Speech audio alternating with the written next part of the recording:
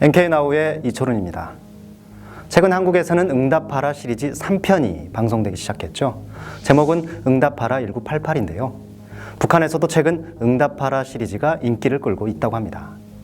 다만 시리즈 2편인 응답하라 1994가 인기를 끄는 게 한국과는 조금 다른 점인데요. 특히 응답하라 1994에는 김일성 사망도 다루고 있어서 북한 주민들이 관심을 보이고 있습니다. 김일성 사망 당시 남한은 기뻐하고 북한은 슬퍼하는 등 하나의 사건에 서로 다른 반응을 보인다는 점에 북한 주민들이 호기심을 보인다고 하는데요. 한편 응답하라 1994는 방송 당시 김일성 사망은 물론 1995년에 발생한 삼풍백화점 붕괴 사건을 비교적 현실감 있게 다뤘다는 평가를 받았습니다. 이에 평안남도 소식통은 드라마 속 남한 주민들의 영상을 보며 수령님을 신적인 존재로 배워온 북한 사회에 대해 새롭게 바라보는 주민들이 나타나고 있다면서 일부 주민들은 내가 의식화됐나라고 푸념도 한다고 전했습니다. 이어 이 소식통은 북한 주민들이 남한 주민들의 감정이 자신들과 별반 다르지 않음을 느끼면서 남한에 지속적으로 흥미를 보인다고 덧붙였습니다.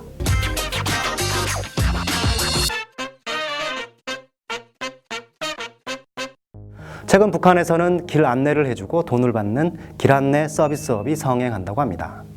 기차역이나 버스터미널 등지에서 장사 혹은 출장을 온 타지 사람들을 대상으로 직접 길 안내를 해주면서 돈을 받는 것인데요.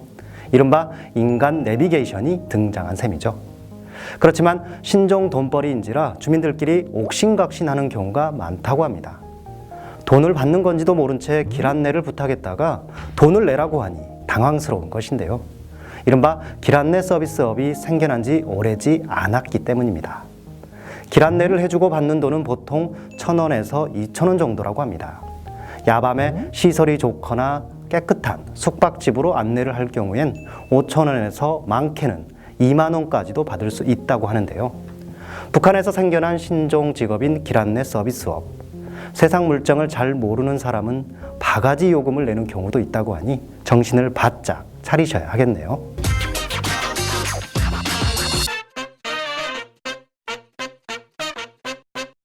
대북 라디오 방송을 들은 북한의 당간부들이 북한 사회의 열악한 상황을 비판하는 경우가 늘고 있다고 합니다.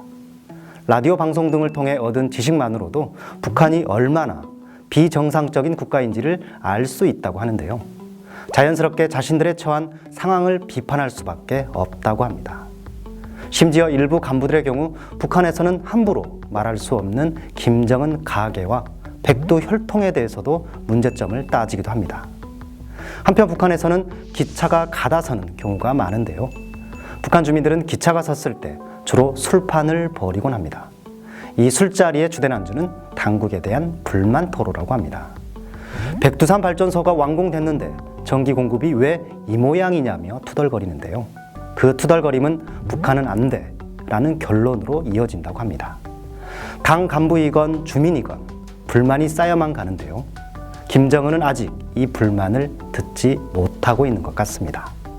지금까지 NK나우의 이철훈이었습니다.